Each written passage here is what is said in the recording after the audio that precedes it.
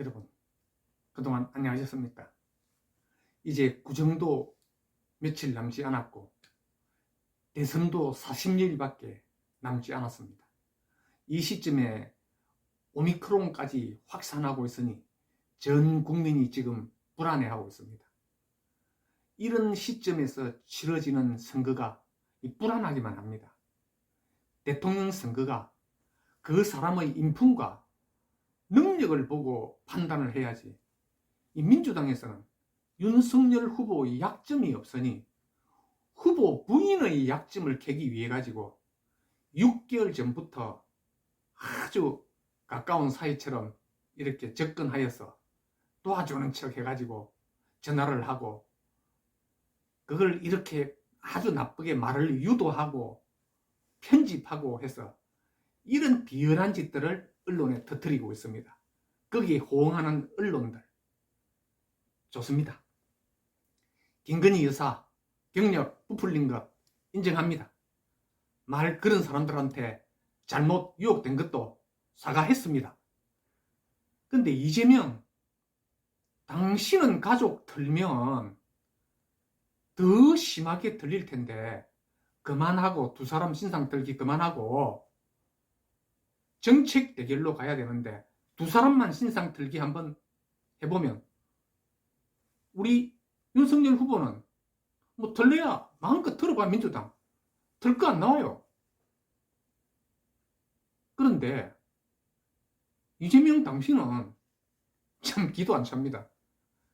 조카가 살인자예요. 살인자. 그걸 변호하는 당신은 살인이라 안 하고 데이트 폭력이라고 했고, 또 아들은 상습 도박에 성매매 의혹까지 있지 않습니까? 부인은 또 어때요? 그 조카에게 찰지게 욕하는 그거 당신 못지않게 욕 정말 멋들어지게 잘합디다. 그리고 또 그 당신 형님의 부인에게도 김혜경 여사 욕 참 아주 멋지게 잘 합디다. 그런 가족 관계, 가족 들기하면 누구는 뭐 입이 없어 못 듭니까? 어느 정도 그래도 민주당에서는 후보라고 실드 치고 있는데, 참 만약에 옛날에 해경궁 김씨가 김혜경 씨라고 경찰에서는 결론을 내고 검찰에 올렸는데 그게 검찰에서 기각이 됐는데, 그게 해경궁 김씨가 그 뭐 김혜경 씨라는 것은 대부분 사람들은 다 알고 있습니다. 그때 그 SNS에서 뭐라고 썼습니까? 해경궁 김씨가 당시에 문재인에게 세월호의 이용해서 그 세월호 가족들을 이용해서 대통령 선거를 하고 있다면서 문재인 대통령 당신 아들도 반드시 그 세월호의 제2의 세월호 사고로 죽을 것이다. 이런 말까지 SNS에 기록이 남아 있습니다. 해경궁 김씨가. 그 해경궁 김씨가 누군지 아직 확실하고 밝혀진 것은 없지만은 모든 정황으로 보아서 해경궁 김씨가 거의 맞는 걸로 저희들이 판단하고 있습니다. 그 문재인 대통령을 그 당시에는 그 SNS에서 해경궁 김씨가 대단했습니다. 문재인 대통령을 그냥 인간 이하로 막 취급을 해버리는 글들을 많이 적어놨습니다. 아주 강하게 저격을 했습니다. 그래도 문재인 대통령 되고 나니 지금 임기 말 아닙니까? 그 임기 말 되니까 그 뭐 해경궁 김씨 말처럼 문재인 지금 어떤 얘기들이, 어떤 노래들이 나돌고 있는 줄 압니까? 그 송대관 가수가 불렀던 고향이 남쪽이랬지, 그 노래를 개사를 해가지고 부르고 있습니다. 문재인 고향이 북쪽이랬지, 일사후퇴 남쪽으로 내려왔다지. 뭐 끝까지 안 부르는데 그 무슨 짓 하는지, 나쁜 짓 하는데 그 누에게 물어봐도 아무도 몰라. 대통령 되어서 북한 돕는데 꼭 한번 알고나 싶은데 아는 사람 없나 봐. 참 대통령 됐는데 투표는 조작이랬지. 마지막 이 말이 참 멋지더라고요. 투표는 조작이랬지. 이런 노래까지 유행하고 있습니다. 지금 정부도 이 지경인데 이재명 당신은 나 참 신기합니다. 김부선 씨가 이야기를 했죠. 당시 만날 때 김부선 씨 말에 의하면 이재명 당신 아버지가 서울대 출신이라면서 그 서울의 소리 인터뷰에서는 아버지가 법대 출신이라고 했어요. 자서전에서는 안동 화전민 출신으로 또 이야기합니다. 그러면서 그 당시에 아버지는 아주 상습 도박을 하고 다녔다. 그렇게 자서전에 써놓고는 또 페이스북에서는 아버지는 평생 남의 것을 탐내지 않고 정말 성실하게 사셨다라고 이렇게 글을 올렸더라고요.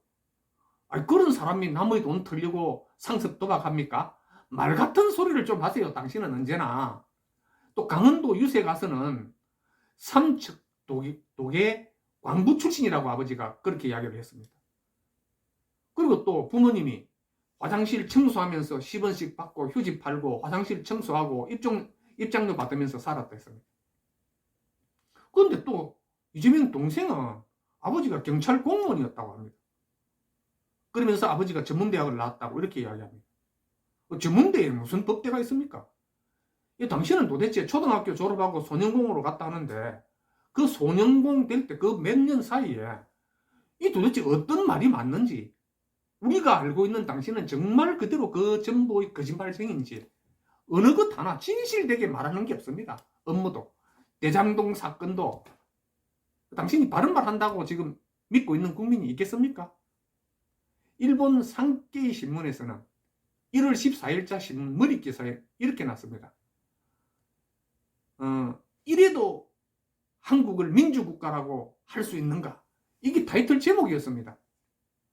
문재인 정부가 검찰 개혁을 명분으로 국회의원 수 많다고 무작정 밀어붙여서 공수처를 만들고, 그리고 말 잘 안 듣는 사람들은 전부 검찰들 자천시키고 언론 장악하고, 이게 공수처가 야당 대선 후보와 야당 의원들의 통신 자료들을 불법으로 탈탈 털어도 이 국민의힘은 어떤 조치도 취하지도 못하고 답답합니다. 권력은 국민으로부터 나온다는 이 헌법이 형식에 불과한 것입니까? 오죽하면 일본에서도 이런 말을 했겠습니까? 이재명이 자신이 대통령에 낙선하면 감옥 갈 거라고 하는데, 당신은 당선돼도 감옥 가요. 내려오면 검찰공화국이 될 것이다.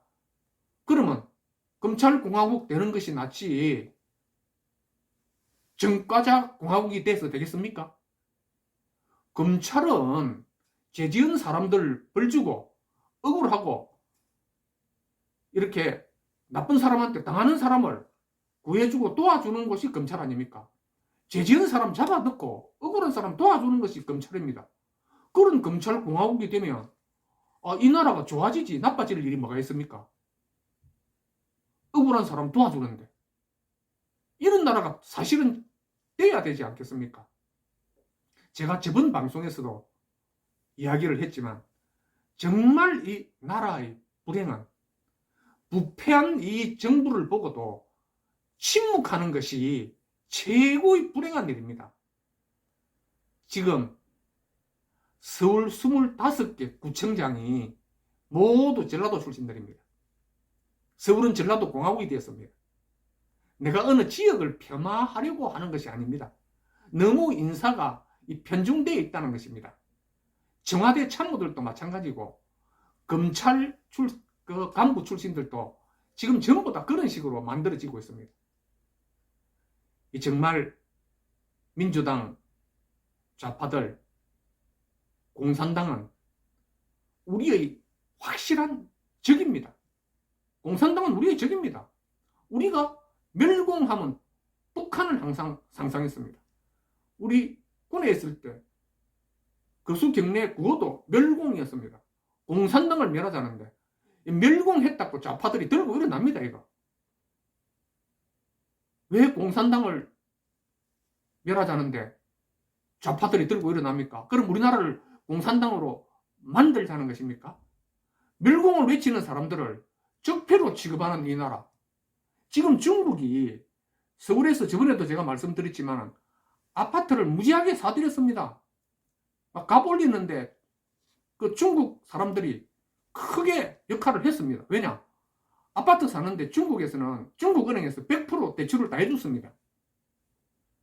한국인은 이미 중국인과 조선족들이 80만 명이 들어와서 거주하고 있는데 이분이 이제 투표권을 가진 사람들은 얼마나 있는지는 모르지만 하여튼 80만 명이 거주하고 있습니다. 이들은 뭐 서울 광진구 그 차이나타운, 영등포구 신길동 차이나타운, 대림동 뭐 차이나타운, 일산 연희동 차이나타운 뭐 이런 거 막 여러 개 서울 뭐 전국에서 30개가 훨씬 넘는 차이나타운이 있어가 그들만의 사회를 만들고 있습니다. 전남 진도에는 1000만 평이라는 땅에 17조를 들여서 현재 차이나타운을 건설 중입니다. 여수 차이나타운에도 지금 한창 커다란 공사가 진행 중입니다. 제주도까지 이미 거의 뭐 중국인들이 접수했다는 거, 그거는 여러분들도 다 알고 있을 겁니다. 근데 더 중요한 것은 제주 지금 애월읍에 34만 평이나 되는 그곳을 지금 차이나타운을 만들기 위해서 건설을 하고 있다는 것입니다. 그럼 중국 공산당 아닙니까? 그럼 공산당이 정말로 우리나라를 전부 다 점령해 버릴지 모릅니다. 그래서 이번 대선에서는 반드시 윤석열 후보가 당선되어야 하는 이유입니다. 명심해야 합니다. 우리는 반드시 윤석열 후보가 이겨야 우리가 사는 길이고 우리 후손들이 사는 것입니다. 행동해야 합니다. 행동하지 않으면 정말 정의가 아닙니다. 오늘은 여기까지 하고 끝내겠습니다.